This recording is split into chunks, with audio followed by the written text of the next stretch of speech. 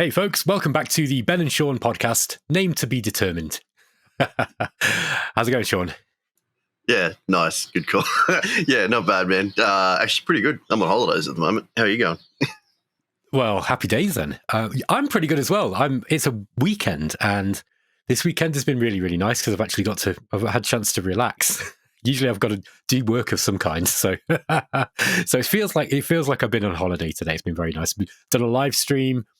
Chilled out watched someone else's live stream this morning. So watched lots of YouTube. It's been good. Man, I'm going to have to slow down for the next couple of weeks because we were supposed to be moving house. We're having a house built, but it's not done. So I've taken my holidays anyway, and I've got basically nothing to do for like 2 weeks. So I'm going to have to try and just slow down and chill out. So that's going to be interesting. If you're anything like me, when I get time off, I just don't want to do anything, and I kind of run contrary to what my missus likes, because she likes to go places and do stuff, and I'm the other way around.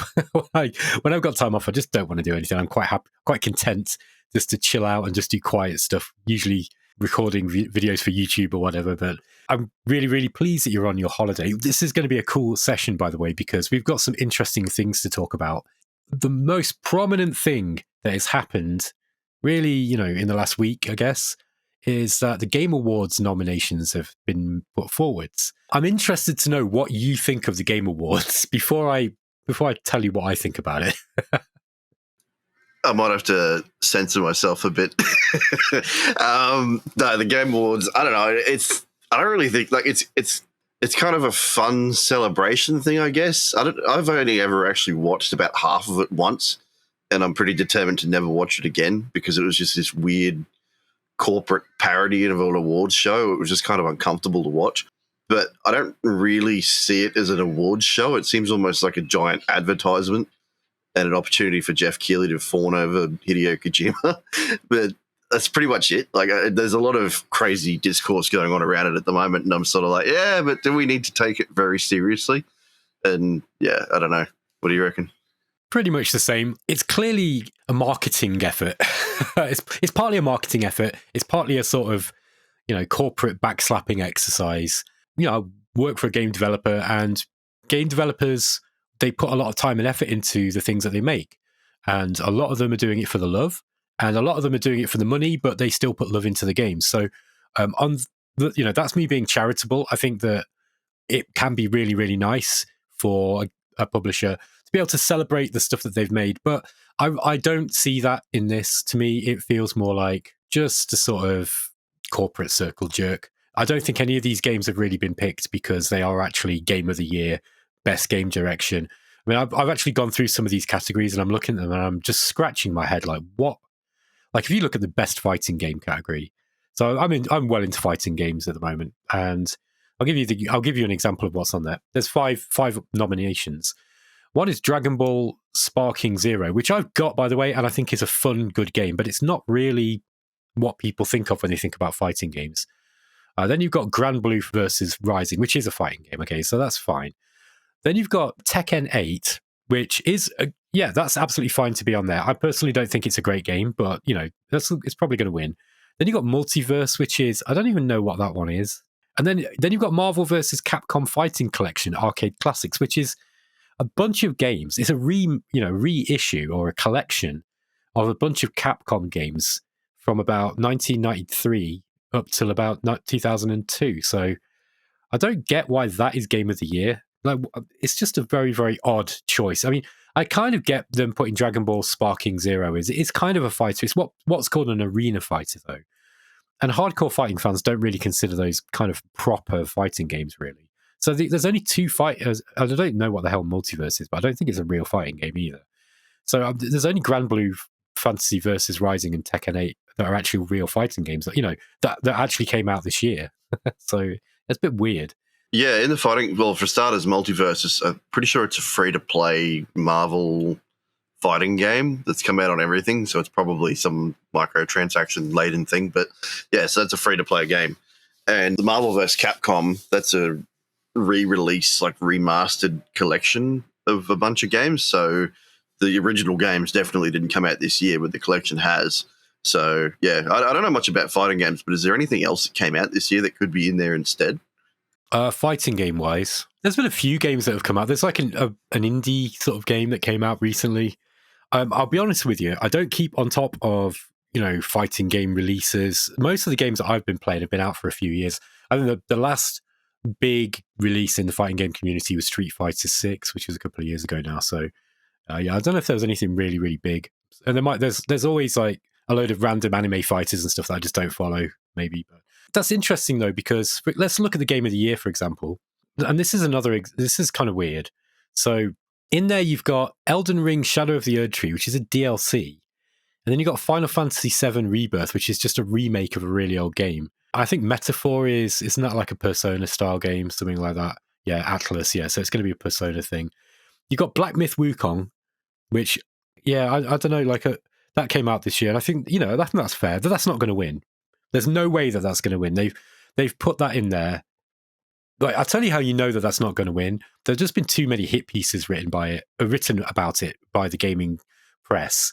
They hated that. The IGN-owned gaming press. They own everything now. They own all the outlets.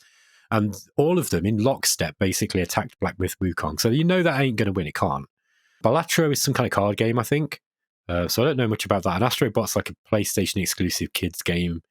It's either going to be Elden Ring or Final Fantasy, right? And one of them is just going to be a soulless remake, and the other one's a DLC. So, I mean, what are we trying to say here?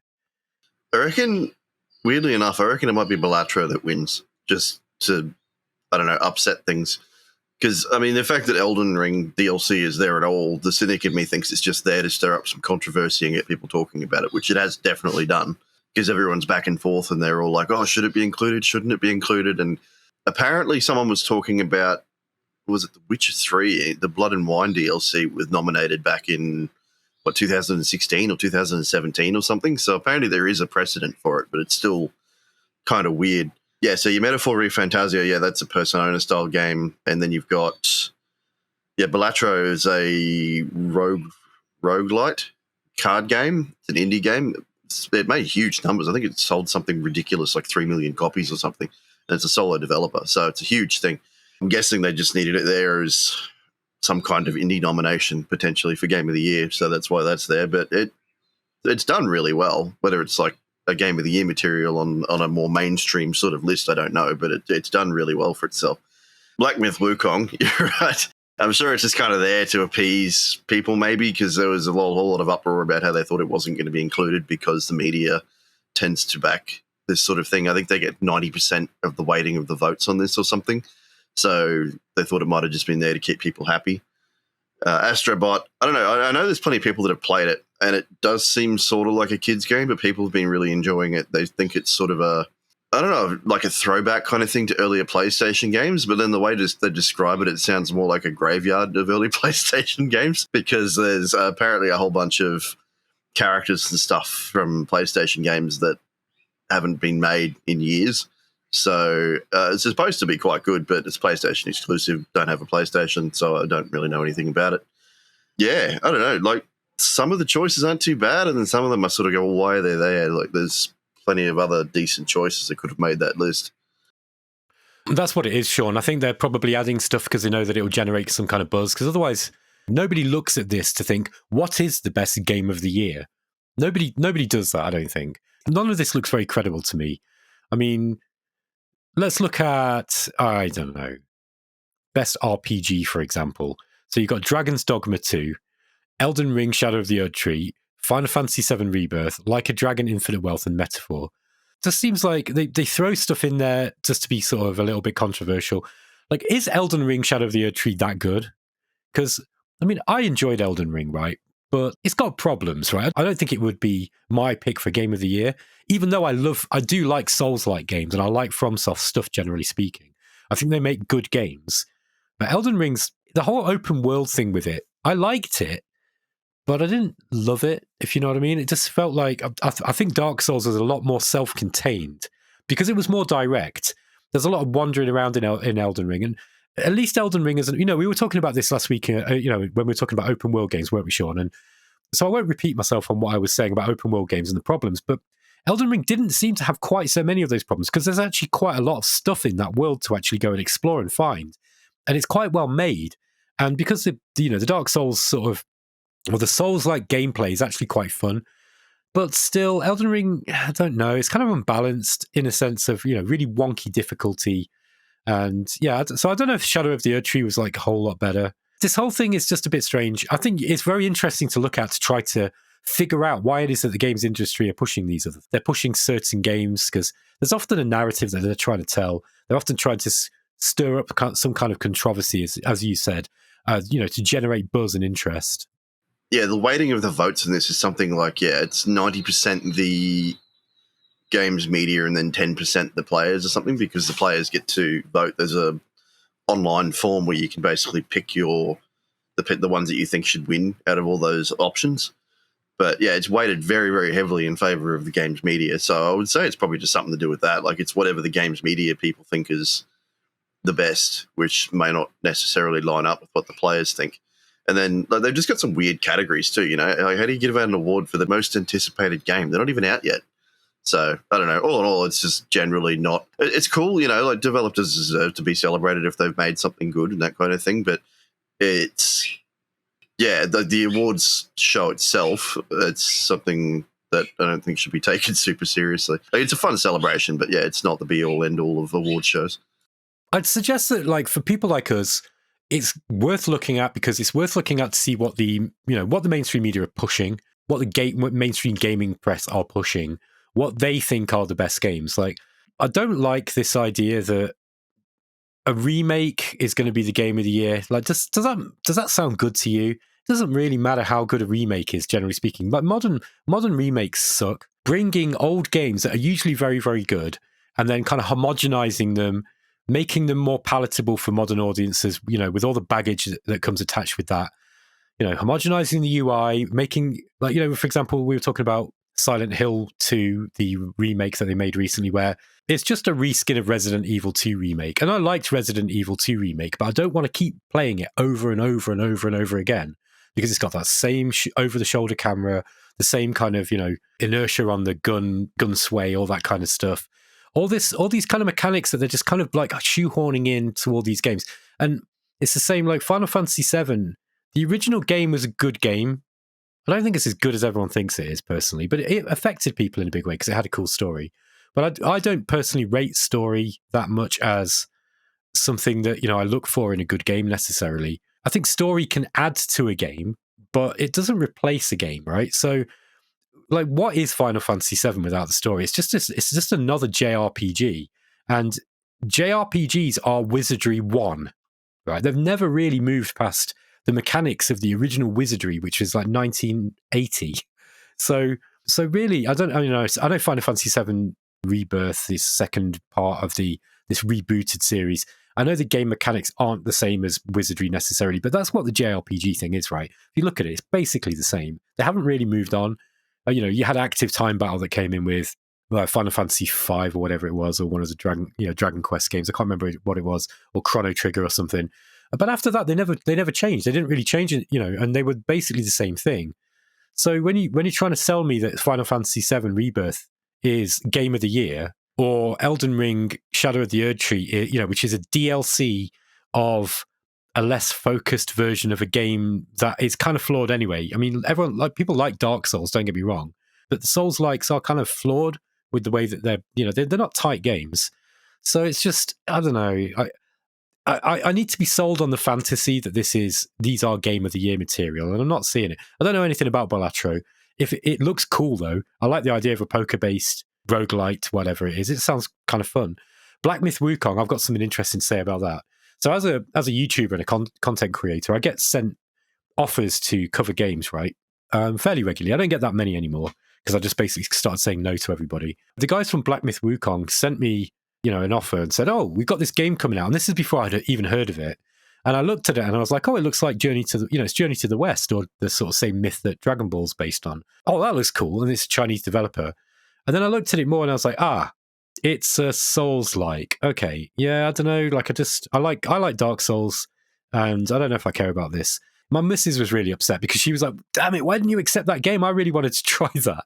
But I'm glad I didn't, because apparently people who did accept it got sent this massive list of things that they could and couldn't say and do while they were promoting it.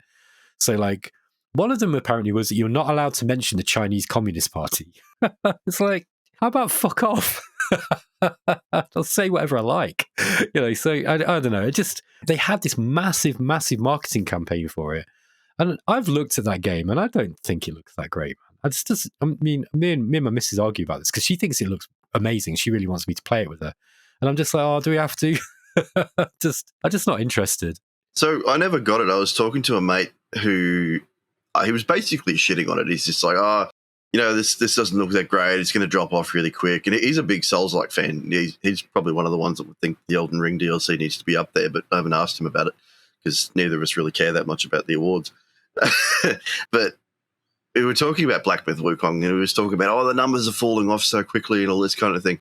I remember I looked it up, and there was something like, I'm trying to remember that. Yeah, they had their 2 million players or whatever it was, but it was something like 96% of them, or some really, really high number, were the Chinese players, and the rest of it was the West. So it was, in comparison, there was a very small amount of Western players.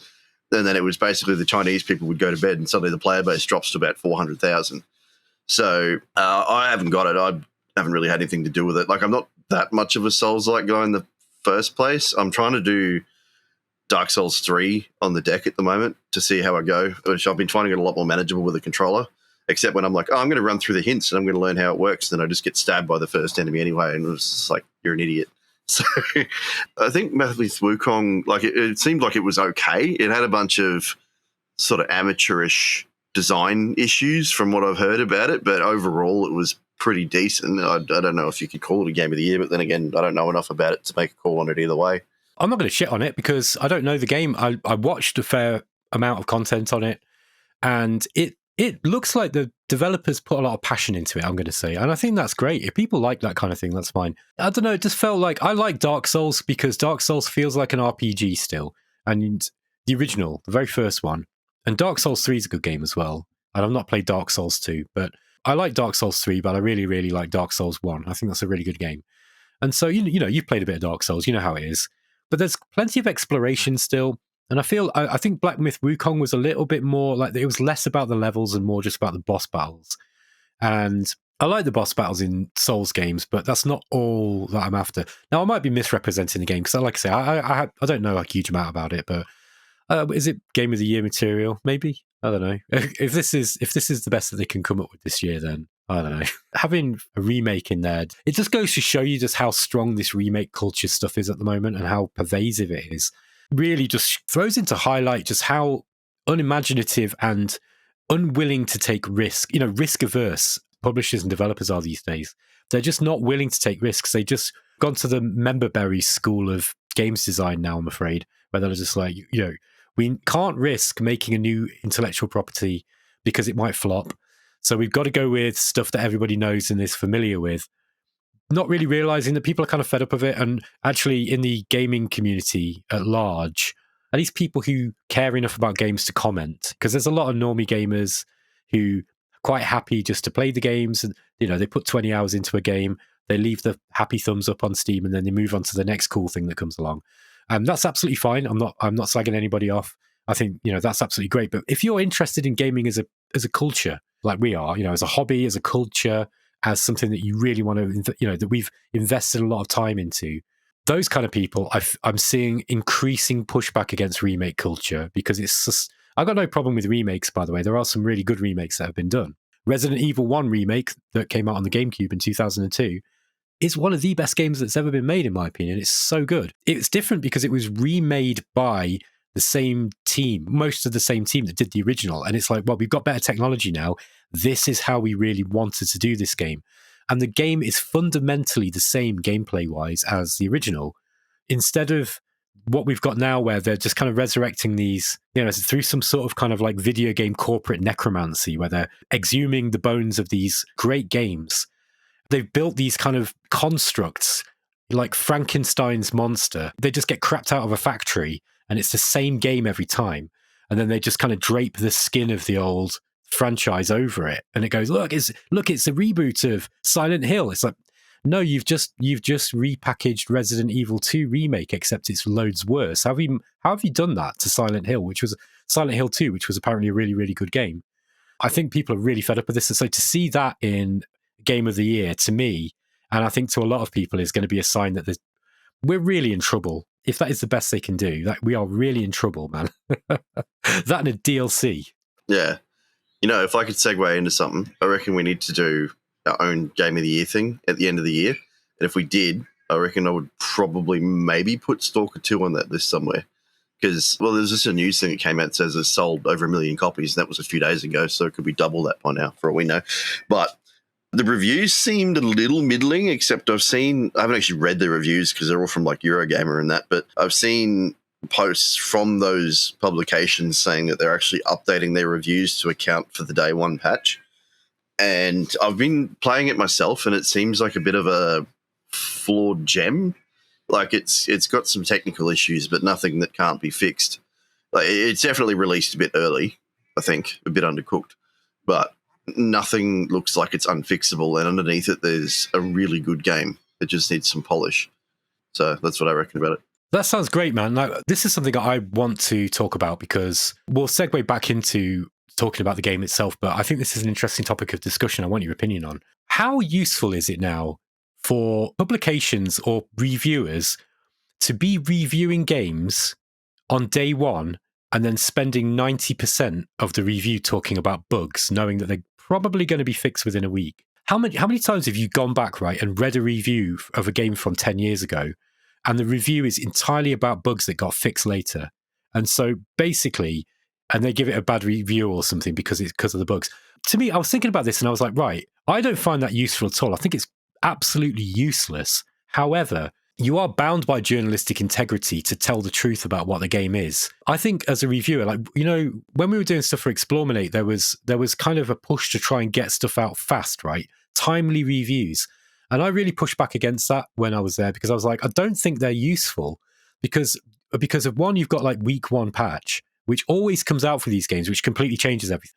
Whether it's balance or whether it's bug fixes, it's usually both. And the only reason why I can see that these publications, and I'm not including Explorminate here because I don't want, you know, I'm just talking generally. The only reason I can see that they want to do that is because they want to be the first to talk about it. I don't understand why there's this, like, what are you there to do? Are you trying to get it out early so that you can influence people to buy the game, yet you know that that review cannot possibly be accurate because it's going to actually change within the next few days? And if the developer doesn't fix bugs within the first couple of weeks, you know, looking at you, Creative Assembly, then you know that there's a problem, right? So there's this real tug of war in my mind between wanting reviewers just to shut the fuck up for a week or two and just don't touch this game. You might have got early access to it and been playing some buggy, broken version, but that's not the version that we're all going to be playing in 2 weeks. So for you to come out with this stupid review where you go, no, it's going to got loads of bugs. It's like, yeah, of course it has. Every goddamn game get releases with bugs now. They're massive games. They have to push them out early because of money usually. Marketing departments have had to converge all of their resources in order to, you know, say it's coming out on this date and then a bug turns up. Well, you've got to put the game out because otherwise you've lost millions of pounds or millions of dollars. At the same time, you also have to be honest and inform people about the problems with the game. It's just I don't see how the legacy media method of reviewing games works anymore. I think it's just completely flawed. What do you reckon to that, Sean? I thought it was just to get clicked. I didn't think there was anything particularly complicated about it because there's particularly these larger publications, they rely on that sort of thing to get their money. So everyone's got their embargoes and they set everything up to release bang on that time, and then they've got these early review copies so they're ready to go. And yeah, I thought that was all it was. That's just how they get their clicks and their money. But it's not just legacy media either. I've seen a bunch of YouTubers that was it Skill Up was one, launched one out, and I didn't end up watching the video. I haven't gotten around to it. But he was quite negative about it and wasn't keen on it. And I've seen quite a few of them that have been fairly negative about it. And to be fair, even a few days on when they've had the magical day one patch, like it certainly does a lot of stuff, the day one patch, but it's not going to fix everything. And like now they've got another patch coming next week. And even now there's still bugs. Like I've had a couple of crashes and there's still performance issues. But the thing with Stalker in particular is that the modding community has gotten behind it immediately. And there's dozens of mods that have popped up on Nexus already in a couple of days, fixing everything from performance to they've got the they call it A-Life. It's like the game's AI director that controls when things spawn in around you, like enemies and stuff and patrols. So they've got a mod that tweaks that to make it better, because apparently it was basically teleporting enemies in behind you and stuff. And then they've got things to change how ammo works. You can change your UI. They've got reshade mods. They've got quality of life. There's just heaps of mods that have popped up to fix pretty much every problem that anybody has with it. And that's really carrying it right now. But I don't really know what the answer is to it, because like they've got to, well, given that I think that's where they get their money from, I don't know how they could just stop doing the reviews unless, because if you set the embargo back after it releases, then everybody's already playing it before the review comes out. So for me, when the review comes out, even if it says that they're buggy or whatever, if it's something that I'm interested in, it doesn't tell me not to buy it. It just tells me to keep an eye on it and see what happens over the next week or two. And then if they sort it out, then I'll buy it. And that's usually what I work with. I don't know. How do you treat reviews? Well, we tried different things at Explorminate. So we were doing things like, I did a re-review of Gladius about 2 years after Nate did his original review. And, like, how's this game now? It's had loads of balance and bug fixing and a year or two of DLC. So that's one thing we used to do.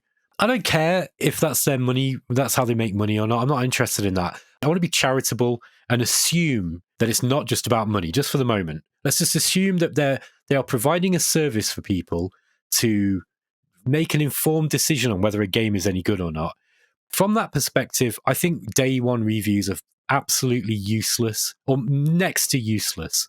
They're next to useless if you are mostly focusing on bugs. At the same time, if they're ignoring the bugs, because, let's say that BattleMode decides to start a games review outlet, and I'm like, right, guys, we're going to ignore the bugs, because we know they're going to be fixed in the next week.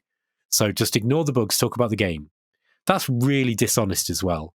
So I just don't really see where you draw the line. Like, the internet kind of saves everything for the most part, unless the powers that be start silently deleting stuff from the internet Wayback Machine, as they seem to be doing. But for the most part, apparently everything stays on the internet forever. I want to be able to go back in time, or I want to be able to look back in time and see what is a game like. And there's something to be said though for posterity. So like a game releases, it was full of bugs. And then you were able to see, the game was full of bugs, but you play it now. Oh, actually, that's better. It's got patched. On the topic of Stalker, our friend made a great joke, and I'm sure it's an old joke, but Stalker doesn't have bugs. It just has an accurate representation of the zone.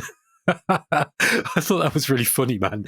Like, so how like the Stalker games are based on Roadside Picnic, the famous Russian science fiction short story or novella. Very, very, very, very good story. And so everything's meant to be weird in there. Stuff just randomly happens. You walk into a part of the zone you're not aware, and then, like you'll suddenly age, or, your wife at home might drop dead. It just does random things, basically. So like the idea of bugs in Stalker is quite funny. But to go back to the game, tell me a little bit about the game and what you think about it. You know what? I just put Roadside Picnic on my list of stuff to read because I've never actually read it. And then you mentioned it. I'm like, oh, yeah, I should read that. I have, a couple of weeks off with nothing to do. So there we go. That's my reading. It's a fantastic book, and it's so short as well. Like, you can read it in, you'll read it in a couple of days. It's really, really good. It's classic for a reason. Done. All right. It's on the list.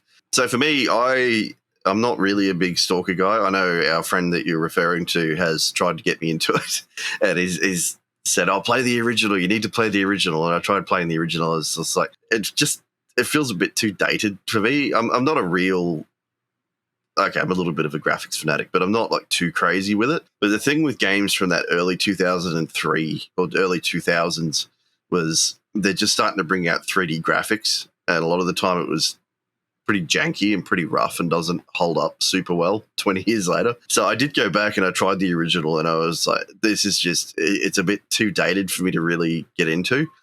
So I was looking around at mods to overhaul stuff, and they have, I think, two of the biggest ones are Anomaly and Gamma. And I ended up just going, stuff it, I'm going to try, because there's so many conflicting opinions about it too. You get people that say, you have to play the vanilla, like the real purist, gatekeepery kind of things. You must play the vanilla and learn all the story stuff. And I was like, I'm just not going to do it. And then they had, I think it was like either Anomaly or Gamma, I can't remember which one, but one of them had the original story stuff included, but it was supposed to have a real overhaul to all the gameplay and modernize it in a lot of ways. So I had to go at them. and I played for a couple of hours, and I was like, this still looks kind of crappy visually, and it's nothing. It's not a knock on the game, it's a 20-year-old game. It's not going to hold up to 2024 standards, I think it was when I played it this year. But I've seen people playing it on YouTube, and they make it look really good. And I don't know what they would do, how they were doing it, but mine still did not look very good. And I found it kind of hard to get into as well, because I don't know if it was a bug or some kind of design issue or what. But you'd have the tutorial, and the bloke would walk you around and be like, "All right, you need to throw a bolt in the anomaly to shut it down." And then I'd throw one bolt, and suddenly I have no bolts, and I can't shut down the anomaly, and then I'm dead. And I just went, you know what? I'm just going to put this down. If I had a lot of time to get into this, I would think I would really enjoy it, but I just don't. So I'm going to put it down. And we knew that Stalker 2 was coming anyway. I'm probably going to get some very angry DMs from our friend about this. So I've jumped into Stalker 2 with probably only a few hours in total of Stalker gameplay under my belt. So I'm definitely not like a lore fanatic or anything like that. But so far it's been really cool. And I really like like your Eastern European kind of games. They've got a bit of that, what everyone refers to as Eurojank, where they're a bit buggy and glitchy, and they've got some weird UI decisions and that kind of thing. I've been playing a lot of Atomic Heart recently as well. Similar sort of thing, it's got some weird design choices, and it just feels a little different. It's not designed in the kind of way that, say, like a Western dev would do it. But I really enjoy it, because even though it's a little weird, there's a really cool game behind it. And I think that's the same with Stalker 2 as well. So it's sort of like, it's updated, it's on UE5, and it's got all the modernization that comes with that. But underneath it, I think there's still a very good game. And I've had a couple crashes. I've been relying on a bunch of mods to help get around the most of it, because there's like a performance booster thing that does some tweaks to the engine. And like I was saying before about all these different mods that have popped up, there's even the bloke who does Stalker Gamma. He's actually put up some pretty major gameplay tweaks already in like a little mod pack, a little modular mod pack. You just download the file and you can pick which ones you want out of the mod pack, and then you drop it into your folder and away you go. So modders are pretty much hard carrying this at the moment, but it's quite playable. I've had one crash, but I haven't had any major issues beyond that, besides some performance glitches. It's early days, but my first impressions are actually pretty positive so far. That sounds pretty good. And I just want to say, for those of you who are listening to the podcast back, if you can hear what sounds like an Aussie magpie in the background when Sean's talking, that is because he is recording at like 6 a.m. And so the birds are all out singing. And where are you recording, Sean? Is it in the shed? So the style of house that we're in at the moment is called a Queenslander, and it's kind of like a basement, but it's not sealed. It's probably not the ideal place to have electronic equipment, but it's probably not the ideal place to have electronic equipment because it gets a bit dusty, but it's sort of the only place that had the room to set everything up that I wanted. Yes, but it's because it's not sealed in, there'll be something like there's a really angry crow that hangs out across from the hospital, and it'll just like crow every now and then and annoy the crap out of me. So apologies in advance if that annoys anyone, but there's not much I can do about it at the moment. It just sounds like 1,000 Tweety Pies all in the background, like just singing the Dawn chorus. So Stalker 2 sounds cool. I need to check it out. It kind of like flew under my radar a little bit. And I have also played the original Stalker. I have a copy. I played it first time round, actually. No, that's not true. I played it later. So a friend of mine who was really into Stalker, the original, he lent me a copy and said, Ben, you got to play this. And it was probably about 2-3 years after it came out.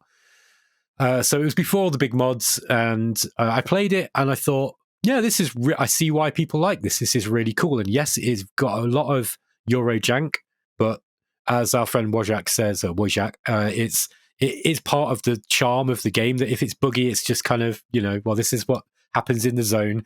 It's supposed to be kind of, anomalous. So yeah, I can kind of forgive it a little bit. It's one of the few games where I think crafting, it's got kind of is it a crafting system in the first one? Or is it that you collect crap? Yeah, that's right. You just collect crap and you sell it, don't you? And then you sell it to the shop and then you buy weapons and stuff in return.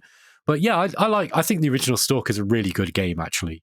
I think it's a really, really good game. There's some really creepy moments in it as well when, you're throwing the bolts to try to find where the anomalous parts of the, like the areas where you just cannot step because you're going to die instantly if you step on it. So you have to kind of like move your way through these invisible mazes, and then you'll have monsters running at you and stuff at the same time. It's really, really intense. And then it's kind of punctuated by these set pieces where you'll be at a part of the zone where there's like a building complex, and there'll be other, there will be other stalkers kind of in there, gangs that will have set up, and they'll try and rob you or they'll try and kill you because you've come into their territory. So it's set. You've got these crazy, awesome set pieces where you've got to, very much like an open world game where you've got to navigate your way through. How do I take on these guys in a way that is going to not leave me dead? Basically, I thought it was a really good game. I tell you what, I had not seen it before, but the first time I ran into a bloodsucker, I just about shit myself. I went in and I'm like, hey, I'm just wandering along, and this invisible thing just punches me in the face out of nowhere. It's like a really bad night out in Sydney CBD or something.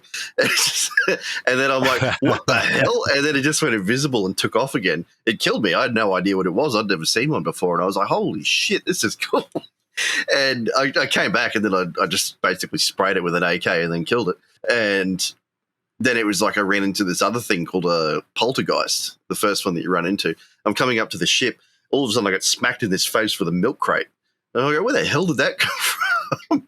And then I'm looking. It took me ages to figure this out, where the bloody thing was. And it turns out it was inside. There was a whole other entry to get into where it was. And then I got it. But yeah, I'm just sitting there getting smashed in the face by cardboard boxes and fuel cans and milk crates, and died like 2 or 3 times trying to figure it out. So I don't know, like it's hard too.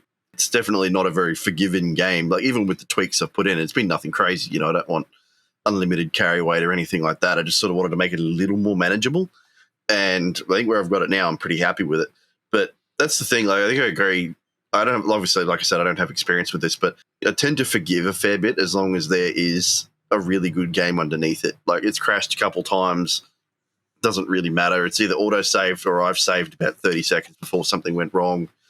And as long as it's not happening all the time, like at least for the time being, I can get around it. And they're going to patch it too. There's a patch coming next week, like a really big patch apparently. So, yeah, I would probably hold off a little bit if you don't want to put up with that kind of thing, or if you don't want to worry about putting 50 million mods on there to solve the issues with it. But there's a very good game in there with a bit of patching. I think it'll be really good. By the way, just talking about buggy games, I can't remember if we talked about this on the last podcast. Did we talk about Metal Slug Tactics? I don't think so. I think you sent me a message about it and how you thought it looked really cool, but I haven't looked at it yet. Okay, so I've been playing Metal Slug Tactics, and so what is it? It's a game by SNK from a famous run-and-gun arcade series on the Neo Geo arcade system. And it was, it's a run-and-gun game like Contra, if you're familiar. And it's really good. It's got really good graphics. It's kind of like, your soldiers in some sort of conflict, but it's got a sense of humor as well. You got to rescue prisoners of wars. You run along shooting stuff, picking up weapons. It's an arcade game. Very, very beautiful for the time, very sophisticated and detailed pixel art. It was notable for having, I think SNK just had the best pixel artists in all of Japan at the time. Even the first one wasn't done by SNK. I forgot what the company's called, but SNK bought the series after the first game. And so there's like loads of these games. Anyway, it's a run and gun game. It's an arcade game. So they translated it recently, and I think it's a French developer that's done it. And they've turned it into a tactics game. By God, is it good? But it is buggy. It's got a lot of bugs. And, it's one of some of the bugs are quite annoying as well. Like, in order to finish a mission, one of your mission objectives might be, in order to get a bonus, like extra weapon or, extra level up points or, coins to buy stuff at the end of the run, you might have to, say, kill a certain amount of enemies with one of your characters. It's kind of like Into the Breach in a sense, because it's kind of like puzzle-ish. It's got a puzzle. It's quite strong on the puzzle game side of things, but it's also much bigger and there's way more options with what you can do than Into the Breach. So it doesn't feel quite as limited as Into the Breach was. And so like when you spent maybe like 10, 15 minutes like planning a few turns out so you can try to kill as many enemies as you can in order to get this bonus, and then the game glitches out and it's like doesn't register the fact that you miss your objective. Oh man, it's so annoying. But bugs aside, man, that game is good. And even though the game is not just some soulless cash grab where they've just like I said, they've taken like an old franchise and go, hey, remember Metal Slug? Well, we've turned it into this game series that is completely unrelated to what it's supposed to be. Actually, they've made a really good job of it. For a start, the graphics are amazing. They've just they've nailed the pixel art style. It looks just like a Metal Slug game, except an isometric viewpoint rather than a side-scrolling shooter. The gameplay is that, it's a tactics game, a grid-based thing, and you get dodge points in order for moving. So, and also, the further you move, the more you generate a resource called adrenaline, which you use that to do special abilities. And, you generate these points, and your special abilities that you have, they have a certain amount of adrenaline points. So you have to keep moving. So they've kind of like got this run and gun idea, and they've really pushed it into the game. So it's not like Into the Breach or even any other tactics game where you can just move one square to the left, to reposition yourself for a better shot or something. You've got to keep moving to get this dodge bonus so that when enemies attack you, they do less damage. So it's got a really interesting dynamic where you're always moving from cover to cover if you can. You have this synchronization system where if you attack an enemy when one of your other colleagues is within attacking, range of it, you'll do a synchronized attack. So you get more damage because, you get a free attack from your teammate, and you've got three teammates on the same team. So you can get a 3-way attack. So it's really, really involving. There's tons of abilities, there's weapon loadouts. It's a roguelite. So, you do a run and you've got to complete missions. There's all the bosses from Metal Slug. So you get these massive the first boss is like this massive armored battleship in the water, and you've got to kill it, in a certain amount of time as it's kind of destroying the land around you. So you're having to run, from these tiles to tiles. It's frantic for a turn-based game. So it's really wonderful to see. I've been just slagging off remake culture, how bland and homogenous and kind of uninspiring it is, and yet we get a really interesting spin-off of a game that's just so cool. Like an old game that's really cool, but they've taken the spirit of the original arcade game and turned it into this really, really fun tactics game. Right. No, that sounds really interesting. I do like it when a tactics game does something a little different, and by the sounds of it, it does, with your synchronization and you're having to move every turn. Like, I don't know, games I don't think they typically force mobility quite that hard. So, yeah, and it looked really cool and over the top and bombastic. I remember you showed it to me, and I saw there's a bunch of complaints about bugs. So it is on my wish list, but yeah, no, it looked really cool, man. Glad you're enjoying it. It's definitely in your wheelhouse, mate. Because it's a bona fide tactics game. It's really, really solid. I'm really surprised that I'm not seeing more people in our communities talking about it. I don't know why, because over Explorminate and stuff, they really like tactics game usually, but I'm not seeing anyone talk about it at all. So I'm not. Maybe it's the bugs that are putting people off trying it or something. But I don't find the bugs have really stopped. There's nothing game breaking in there. It's just occasional annoying thing more than anything else. Okay, fair enough. Because looking at the complaints about it on Steam, it sort of gave me the impression that the bugs were a lot worse than that. But I don't know. It's definitely on my wish list. I might get it while I'm on holidays or something and suss it out. So there's another piece of news that was interesting, at least to me, and I'll mention it just in case anyone else is interested. But one of the oldest fighting game franchises, at least certainly the oldest 3D fighting game franchises, has just had an announcement, which is, there's been two pieces of news for Virtua Fighter. The first one was that Virtua Fighter 6 is in development. We've kind of known about this for a while. It was confirmed basically a couple of weeks ago. And then Virtua Fighter 5, which has had multiple iterations since it was first released in 2006. In 2012, it had a kind of final edition. I think it was called Final Showdown. Yeah, that actually came out in Japan in about 2008, and then 4 years later, it was translated to the West. And then 3 years ago, they did an Ultimate Showdown, which was supposed to be the final version again, but that came out as a PlayStation 4 exclusive, a PlayStation exclusive. So I actually ended up buying a PlayStation because I really wanted to play Virtua Fighter, because I've been really turned off by the most recent Tekken iteration. I just don't enjoy playing it that much anymore.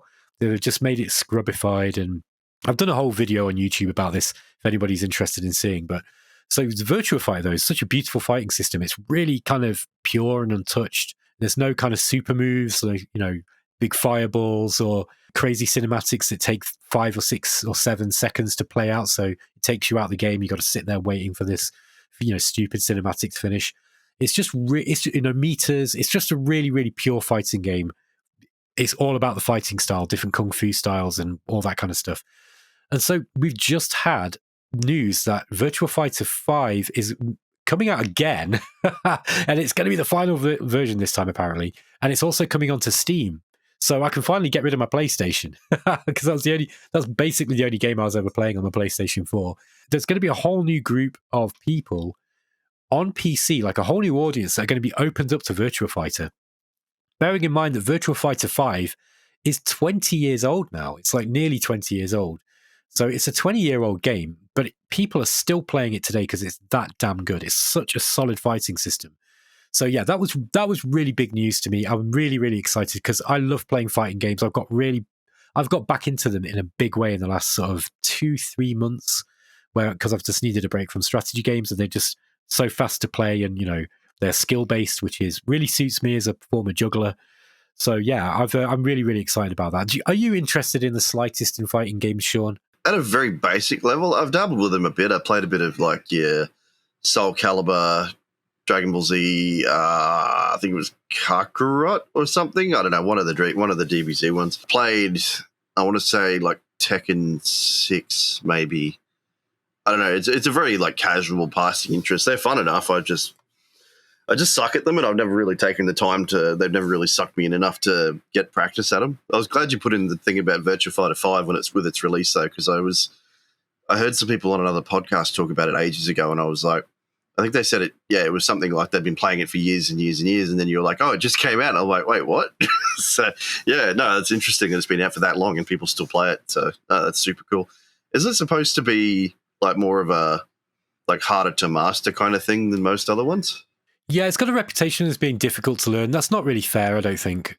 It's always had really good tutorials that come with it. In fact, Virtua Fighter 4 on the PlayStation 2, that had one of the best tutorials I've ever seen. It just teaches you high-level gameplay techniques that you would need to learn if you want to get good at the game enough to play in tournaments, and then shows you how to do that. And it just teaches you step by step. It's such a great tutorial. Because it's such a pure game, unlike Tekken, it doesn't have flying robots, and it doesn't have fireballs and stuff like you get in 2D fighters like Street Fighter. It is just people punching and kicking each other, and there's unrealistic you can juggle people a little bit by knocking them into the air and then doing combos off them. So it's not a completely realistic game, but the vibe of the game is more like an old kung fu movie. It's like a 70s or 80s kung fu film. And the character design is it's old, and people say it's bland and boring. I don't agree. I think it's all really good, but it's definitely got its own aesthetic, and that aesthetic is not Tekken, okay? So I'm not going to repeat what I said in my video. I think if people are interested, go and check out on YouTube, go and check out my video that I did that's called something like Virtua Fighter 5 and 6 from the perspective of an old Tekken player, because I've been playing Tekken for years, since the very first one on the PlayStation. I never played it on the arcade, but I played it on the PlayStation when it was released in about 1996, I think. And so I've been playing Tekken a long time, and I know the series pretty well. I know fighting games pretty well. I'm more than a casual fighting game player. I think everybody who plays video games will have come across Street Fighter or Tekken or some fighting game, because they've just got such casual appeal for casual gamers. But I used to stick at them, practice to get really good. So it'd be one of those things. It'd be a bit of a funny party trick for me. You go around someone's house and they'd be playing Soul Calibur or something. I'd be like, oh, can I play? Yeah, no worries. And then after I'd beaten them about 10 times in a row, they're just like, we're going to play something else now. Because I got really, really good at those games. So Virtua Fighter is, yes, it's hard to master. It's got a lot of mechanics in it that I think most modern developers would balk at even thinking about putting in now. One of the things, I'll tell you something briefly, and then we'll change the subject. But I think this is interesting because it talks about games design a little bit. So in Tekken, one of the issues you've got at the moment is you can do these juggling attacks, right? So you wait for an opening, you hit somebody into the air, and then you can do this big, long 10-hit combo, as they're called, like a multi-string combo where you do a lot of damage and they can't really get out of it. You've caught them in this trap and you take a load of damage off them. Now, that's a real problem for beginners in Tekken, because new players, when they start playing ranked, they'll come up against players who've been playing for a few months, who've learned how to do this sort of trick. And it's kind of demoralizing because they'll get hit, they get juggled in the air, then all this damage comes off them, and they're just like, oh, I don't want to play anymore. So the way that Tekken has kind of tried to fix that is, instead of fixing this core problem with the game, I mean, it's not a core problem for high-level players, but it is a bit of a barrier to entry for newer players, I'd say. So the way they've tried to fix it is by adding these mechanics in there where It's called Rage Art in Tekken, but basically when your hit points go to a very low level, you've got access to this really powerful ability that pulls off this crazy cinematic move. It is one of these stupid cinematics where you just got to sit and wait for it to play out. And it looks cool the first few times, but then you just get bored of it. You just got to wait.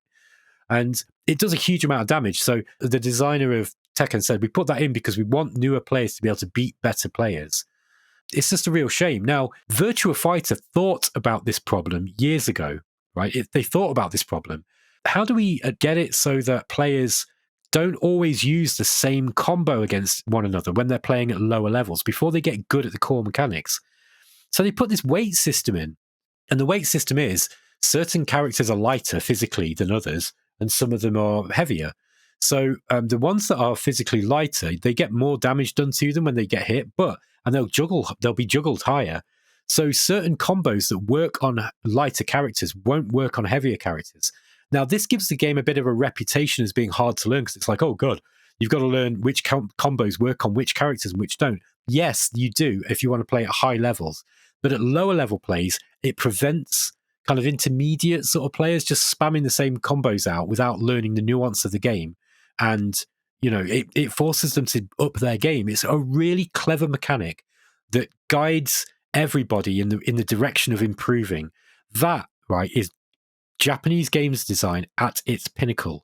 And it's been thought about so well. Virtua Fighter, by the way, is full of stuff like this. If there is a tier list of games design, Tekken's somewhere down in C, because Tekken's a great game, don't get me wrong. I do like the Tekken series. It is really fun. But it's like C or D tier, whereas Virtua Fighter is like S tier. Okay. Let me think of another game that's really well designed, like Master of Orion, the original. Yeah, it's a beautifully designed game, very clever. That's like a B tier compared to Virtua Fighter, okay? So Virtua Fighter is it's one of the best designed games I've ever seen. That's why I've fallen in love with it this year. And I'm a newcomer to the series, to be honest. I did play it first time around, back in the 90s at a friend's house, but it wasn't something I went back to. I didn't play all the time like I did with Tekken and Soul Calibur. But Virtua Fighter is amazing. And so the fact that this version is coming out with some balance updates, apparently, probably some improvement graphics. I think it's going to be 4K. Even though it's a 20-year-old game, it still stands up today. And people on Steam are going to it's just going to open it up to a bigger audience. It's never going to have a big audience like Tekken or Street Fighter. Nobody's expecting it to, but it's just really nice to see that the series is still getting some love. And I think people who are interested in games design need to take a long look at Virtua Fighter and go, what is this doing? All these people saying, oh, it's just an old game now, blah, blah, blah. It's like, yeah, it's old, but it's still better than pretty much everything that comes out at the moment. So, yeah, it's a really good case study. Well, that's all right. And as long as I thought it was just going to be a straight port by the sound of it, I didn't really look into it too much because it's not really my thing. But yeah, if they're doing like visual upgrades and giving it the remaster kind of treatment, then yeah, no, that'd be really good. Hey, little random side note. Have you ever heard of a game called 2XKO? It's from Riot Games. 2XKO? No, I don't think so. So it's a fighting game from Riot, and it's using League of Legends characters. I haven't really heard much about it. It's still in alpha at the moment, but from what I've heard, it's sort of along the same kind of thing as Virtua Fighter. Like it's quite technical to play, so maybe that's something to keep an eye on. I've just Googled it and it looks really, really cool. And I think now I'm looking at it, I think I have heard of it, but I don't think I don't really know much about it. The art style looks kind of interesting though. So that's pretty cool. Thanks for putting that one on my radar. I'll have to check it out, man.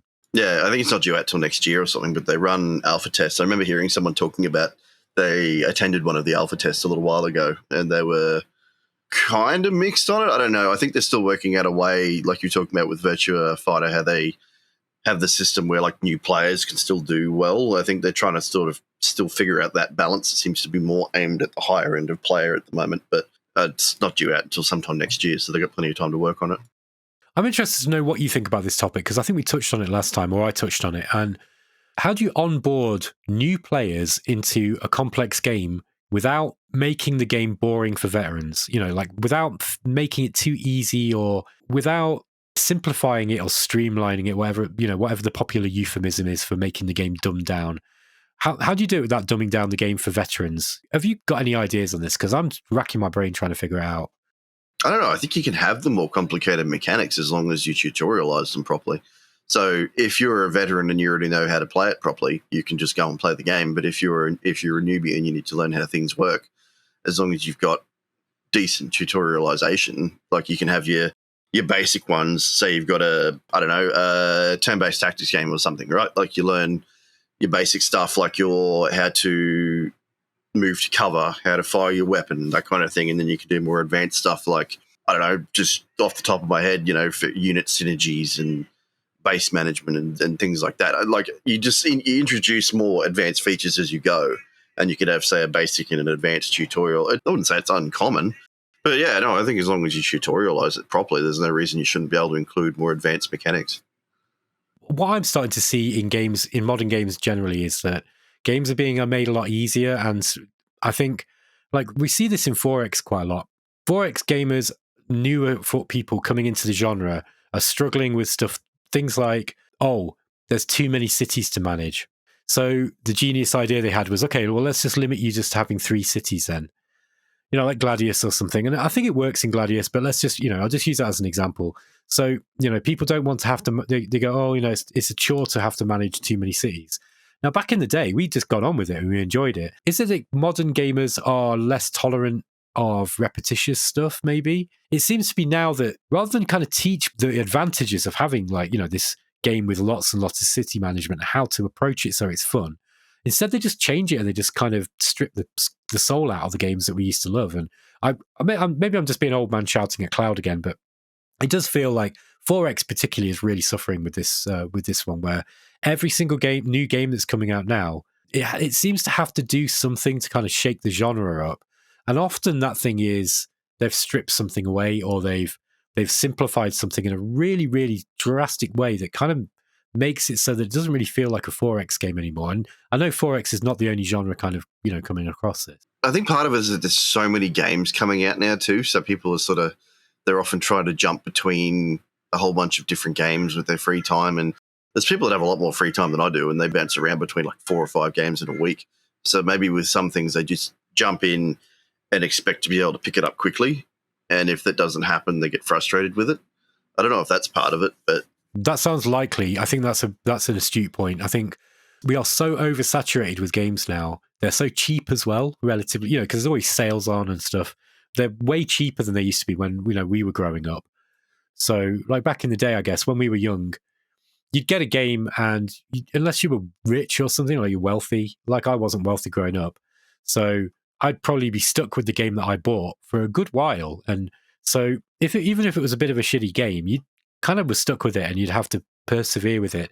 And if it was a difficult game, you'd have longer to kind of master it. If it grabbed you enough that you didn't just immediately put it down in disgust and go out and play on your BMX or whatever.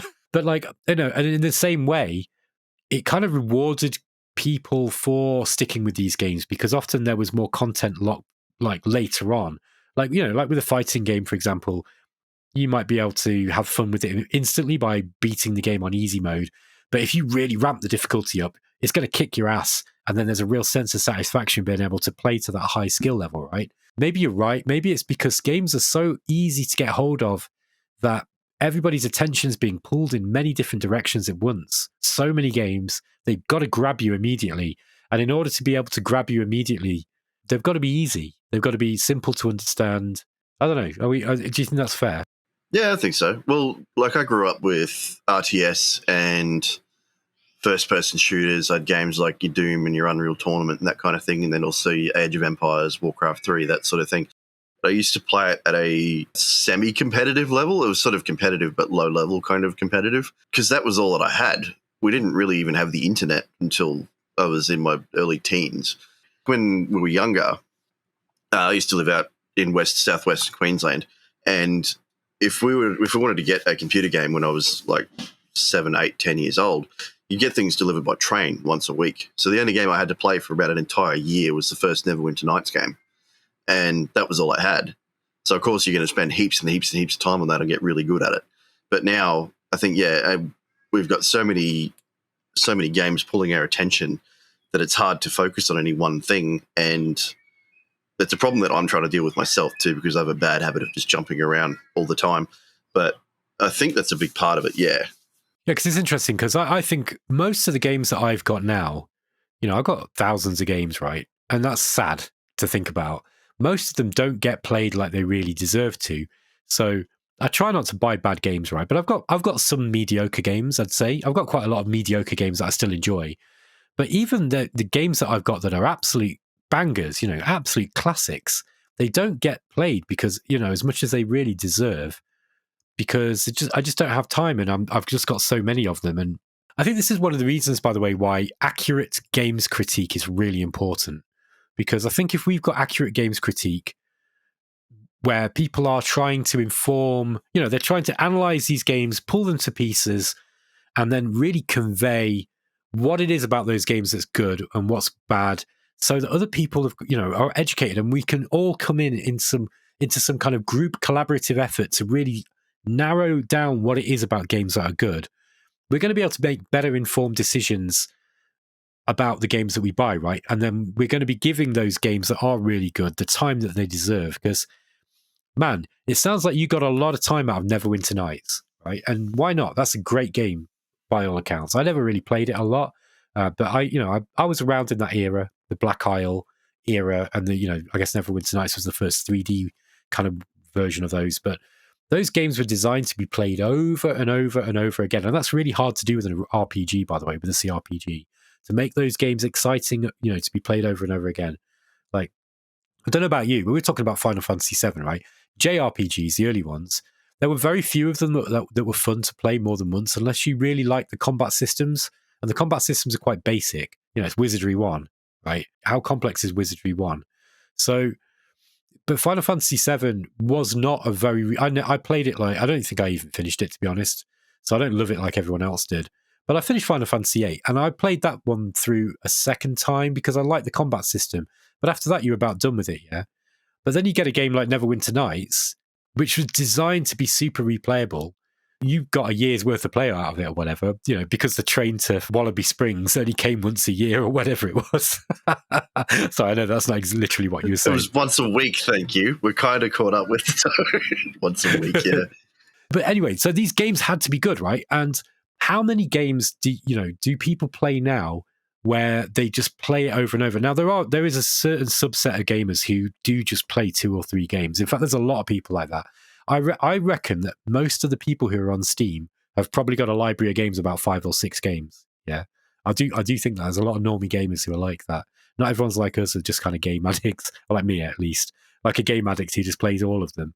But it just goes to show that whether it's just by the necessity of the sheer volume of games that we've got to process, or whether it's just because as people we are, the world's changing, the internet's changed people, social media's changing our attention spans and all that kind of thing.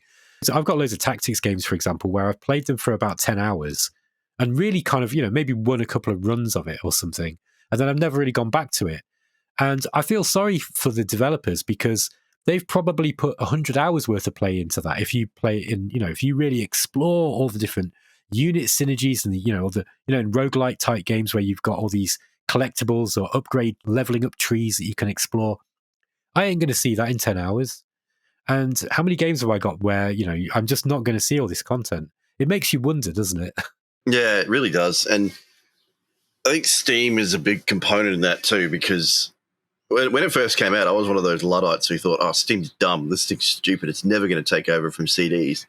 And then, of course, it did, because it came out with Half-Life and everybody got into it. And before you know it, everybody's playing Counter-Strike and Half-Life and all that kind of thing. And then eventually I got over onto the platform. But the thing with Steam, too, is everything's always on sale. But there's every other day there's a different sale going. There's individual games that get put up for sale. It's always in your face.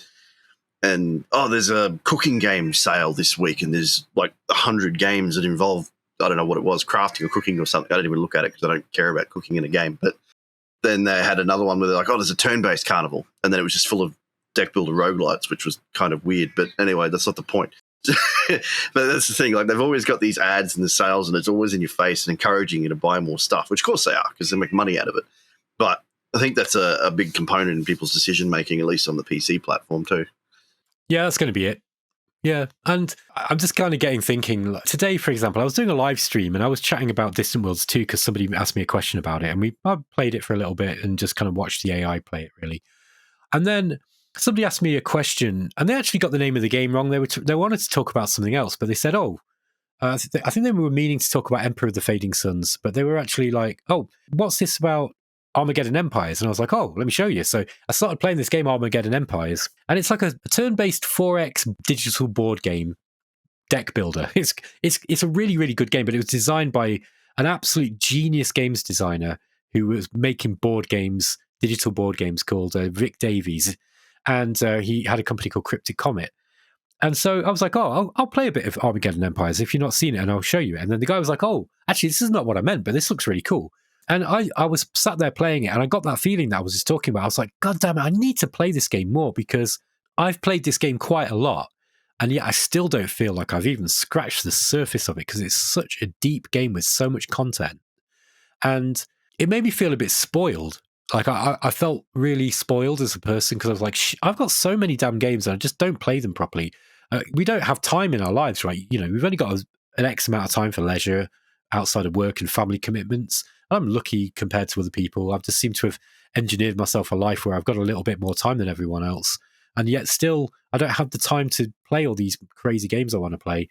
So yeah, it just kind of got me on a bit of a sort of wistful thought, because I was just like, wow, all these games, I feel sorry for them. They're sat in my library and they don't get played enough. They're like neglected girlfriends. It's making me sad. Yeah, I think we are sort of a bit privileged really now, because we've got access to so many games so easily, and it's driving the whole consumerism angle of buy more of them and then we don't end up playing half of them. Like, I've got I don't even want to think about my entire backlog of stuff that I'm not playing, because that's probably the vast majority of the games that I have on Steam. I've either never touched them or barely touched them. But there's a backlog of things that I really, really want to get into and actually finish and play. And I just know I don't have the time. Like, I want to play through, Warhammer 40k Rogue Trader, which from the bit I've played of it was a really, really good CRPG. But when I'm not going to have time to finish this, I'm just going to put it down. I'm going to come back when this DLC comes out. And I haven't gotten back to it yet. I'm actually going to try and put that on my list for while I'm on holidays, try and finish that game, because it looks really cool. But you look at it like a 60, 70-hour game, and I'm like, man, I work 50, 60 hours a week. I don't have time for that. So yeah, it's kind of funny. Like, you know, we're in a position, there's that whole meme about how, what was it, when you're young, you've got heaps of time, but you don't have the money to buy the games. And then you get older and then you've got the money, but you don't have the time. And then when you're like retired or something, then you've got the money and the time. So I'm in the middle stage at the moment. I've got the money to buy them, but don't have the time to play them. Yeah, sort of a bit of an interesting conundrum, isn't it? Absolutely, yeah. Okay, so is there anything else you want to talk about before we end the episode? No, not really. Well, I was thinking with the Steam thing, I was going to bring out real quick how they were. They've put out this announcement that they're going to start penalising developers for not fulfilling their season pass requirements on Steam. Have you seen that? No, go on. Yeah, so basically, I don't know if it's like a legally required thing that they're doing or something like that. I know like Steam's put in refund policies and stuff before in response to legal like issues or whatever. They're putting in a ruling about season passes, and it's basically when a developer puts a season pass up, it's something like they have to outline when each part of the season pass is supposed to release and how much each individual part would normally cost. And if they don't do it, if they don't release all of the content, or they don't release it within a certain time frame of when it was supposed to, they can make it that the customer can request a refund for that part of the season pass. Or occasionally, if they really screw up, they could actually have it taken off Steam altogether. So I thought that was really cool. Even if it's in response to some kind of like legal thing, like it's still a really good pro-customer move. Yeah, I have actually heard this, and I was sort of seeing people talk about it earlier. Yeah, I've not really had time to process it yet. So my initial thoughts are much like yours, though. I think if it is done not because of some, you know, like some draconian EU thing, it does seem like it is pro-consumer. And I've been stung by season passes and stuff before, to be honest. And I see developers doing it all the time, just putting out vague things like, we're going to do this, we're going to do that. And it's just like, you know, we're going to have this DLC and that DLC, but you know for a fact that they've not thought about what's even going to be in the DLCs at that point. So yeah, I'm not a big fan of that. I think if the developer is trustworthy and you know that they are going to come out with the produce, then fair enough. But it's partly because of season passes that gamers have become, you know, there's this meme going around, never pre-order, you know, the whole thing about don't pre-order. It's partly because of stuff like season passes. People, you know, they're just putting out they promise the Earth and they don't do it. The content that comes out is half of what the people were expecting. So yeah, I don't know how this is going to be enforced, by the way. Is it going to be one of these things where Steam have just said it and they're just paying lip service to some EU directive, and then in reality it's going to be very difficult for them to enforce? I don't know. I've not really had time to process it yet, to be honest, Sean. So it seems like Steam's going to enforce it because they're going to make the devs lay out a certain timeline, general content description for the DLC. And then if it doesn't meet the requirements that the developers laid out, then Valve steps in and then they'll allow people to get refunds or some other enforcement measure like that. So it seems like they've got laid out how it's going to work pretty well already. So, it'd be interesting to see how that goes because it's rare. I don't think I've actually been stung by it before, but has happened. Was it Empire of Sin, that Ramiro Games one? They didn't actually finish their season pass. There was 1 or 2 DLCs on it that didn't release. And the example that I saw mentioned in the article I was reading about, apparently Spider-Man 2 had a cancelled DLC and there was no refunds for it because it was part of a season pass. So this is a really good measure because, if they do something like that, which again, it is rare, but it does happen, then people will be able to get some sort of recourse, which is awesome. God, that Brenda Romero is such a grifter, isn't she? God. Some of you who listen might have heard this story already, but go on YouTube and Google about the story behind Wizardry 8, The Stones of Arnhem.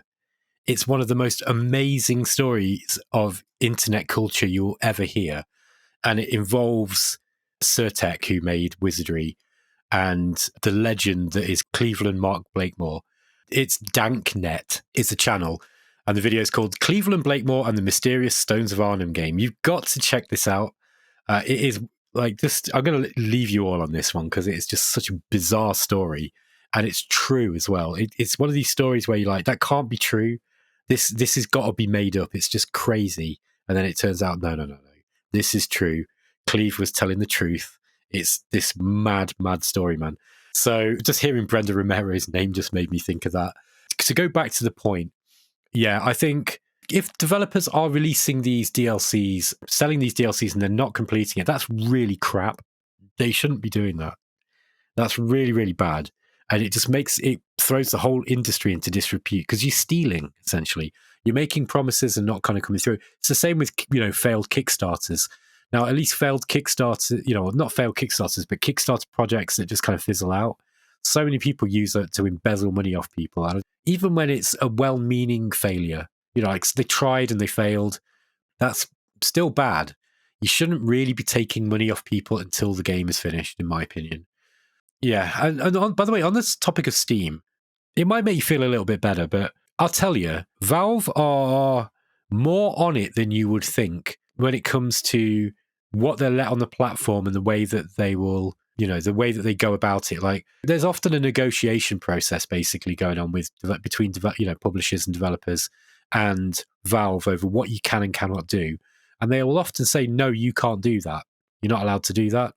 Like, this combination of thing that you've done here with this certain thing, you're not allowed to do that, and people are like, why not? And it's like, because we can't let you do it. So just so you know, Steam, it's not like Valve will just allow anybody to do anything. If it feels to Valve like you're about to break some, even coming close to breaking, some kind of thing that they don't want you to do, they will say, no, you're not allowed to do that. You're going to have to do it in this way instead. So just so people know, yeah, Steam they will say no to people and they will say, no, you can't do that, but you can do it like this. You can't do X, but you can do kind of X plus Y, and, we'll let you do this, but only for X amount of time. It's complex.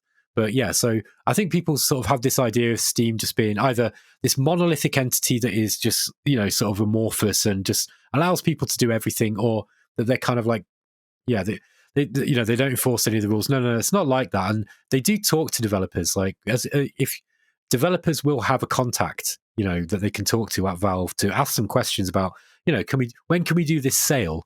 Can we do this sale and then this as well? Can you do sales with early access? Whatever, all these kind of questions. So yeah, it's an interesting kind of back and forth process that they have. Yeah, I never really suspected they did anything. They did nothing. Like, I know there's memes floating around about how Valve just does nothing and wins, but I've spoken to other people who are game devs and stuff, and they've given me a bit of an insight into how it works, when they're talking to Valve about keys or basically anything involved in the dev process. Like they're generally pretty supportive, and they seem like they're pretty switched on with their customer service. So I always thought they were pretty good, but it's good to see that they every now and then they step up and they just make a big win like this that nobody else really does, and it just shows why they are as big as they are, because whether it's off their own back or not, like they do really good things for the consumers. So, Sean, before we finish, let us know what you've been playing recently, man. Stalker 2 is the big one. I'm going to play so much more of that because it's really, really good. Played a little more of MechWarrior 5 Clans. I think I'm about halfway through it now, maybe. I'm not sure. I've just passed Turtle Bay, if that means anything to anyone. Sort of revising the opinion a little bit. I've had to drop the difficulty down to the easiest just because the AI is frustrating the living shit out of me. It's not quite as bad as the base AI in MechWarrior 5 Mercenaries, but it's pretty close, I think. Like, I've done the things where you tinker with it and you give them all the long-range weapons and you try and micromanage them a bit, but everything just rushes in and then gets into a brawl. And it gets really frustrating because you can't turn off friendly fire like you can on MechWarrior 5 Mercenaries. So I've actually killed one of my own star mates like twice. I just went, screw this. And I just turned it down. But I don't know, it's still fun. It's just that it alleviates that particular frustration, but it's still a fun story. So I'm playing through that. What else? I've still been playing a bit of Zephon. Not as much as I was hoping I'd have more time for that than I have had. But yeah, I've been playing a bit more of that. And also Delta Force has just come out with a closed beta, which I'm going to be getting into this week. I've played a bit of that already, so pretty keen to have a look at it. It's like a free-to-play... Well, it's going to have a paid campaign, but it's got a free-to-play like Battlefield sort of thing, and it's got an extraction shooter element, but it's a bit more arcadey. So I can't really get into Tarkov or anything like that because it pushes too much for realism, but that Delta Force one seems to really fit my vibe kind of thing. I think that's mainly it for the past week. What about you? So I've been playing Metal Slug Tactics, as I've been talking about. I've been really enjoying that. I was playing that a little bit just before we started recording, actually. I'm really, really excited to play that one. I've been playing Galciv because I've had some stuff to do with work with Galciv, and then I was like, I really just want to play Galciv now. So I've been playing Galactic Civilizations 4 and just playing that and enjoying that. It's nice to be able to play it, because when I'm at work, obviously, I get to play it a little bit, but then I'm recording videos or whatever it is I'm doing. So when I clock off, sometimes it's just nice to keep playing and just play these games. So that's been cool. What else have I been playing? I've been playing Quasimorph again. Do you remember that one?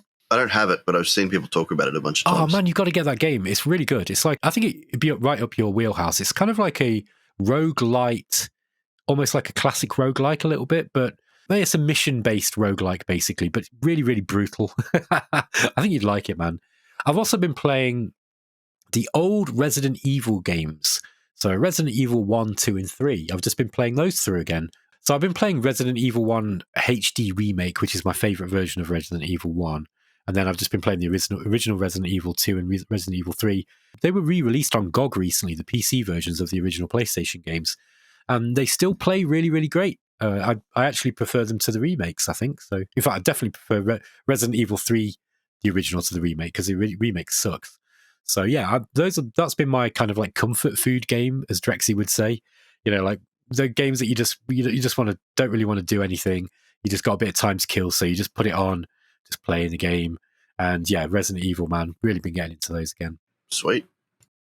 Right, Sean. Oh, thanks for that, man. It's always fun to shoot the shit with you. I think the next episode that we're going to be doing, at least that we've got planned, is going to be an episode about RTS with Lucid Tactics and anybody else who we've got around who's going to be joining in. So you guys can look forward to that one. That's probably going to record that at some point in the week. So yeah, I think we're all going to have quite a lot to say about RTS games and the state of RTS. And I think we're going to be watching a video that was talking about RTS games and why they fail. So we're going to be doing a bit of a reaction thing to that. So that's something to look forward to if you're interested in RTS games at all, guys. Yeah, that was funny. We started talking about it in a chat, and then we're just like, hey, whoa, maybe we should talk about this on, like a podcast or something. So yeah, now we're going to do that. I'm keen because I grew up with RTS games, so it'd be really cool to do like a deep dive on that sort of thing. So well, that's coming up later this week, and guess we'll leave it there. So until we catch us later, this was Ben and Shaun for the Ben and Shaun Show. That name's going to have to stick, isn't it? Thanks, guys. We'll figure it out. Thanks, guys. And thanks for tuning in. Let us know what you think, by the way. If you're listening to this on YouTube, please leave us a comment and let us know what you think, because we're both really, really excited to hear what you think about this format. It's going to be evolving as we go. We're probably going to be doing some video-based content as well. So yeah, we're going to be experimenting with different things. So please put your suggestions, any comments, if you're liking it, if you're not liking it. Catch you next time, guys. Take care.